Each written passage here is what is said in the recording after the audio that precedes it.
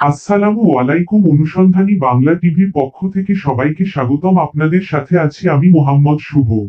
দিনাজপুর -2 আসনে মনোনয়ন প্রত্যাশী মাওলানা এম.এ তাফসীর হাসানের নির্বাচনী প্রচারণা ও গণসংযোগ অব্যাহত।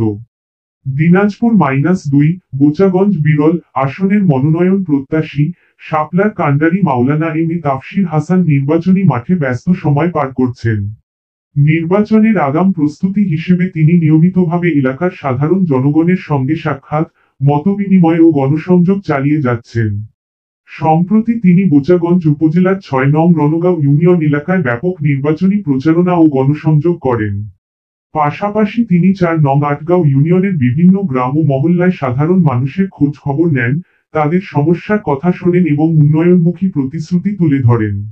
গণসংযোগকালে মাওলানা এম.এ তাফসীর হাসান জনগণের কাছে তাদের দোয়া, সমর্থন ও আস্থা কামনা করেন।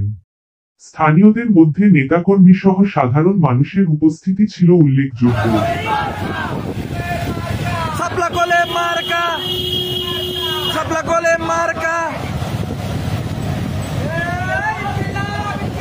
জিন্দাবাদ জিন্দাবাদ, শুভেচ্ছায় স্বাগতম। রাজপথ কাঁপছে, আছে আছে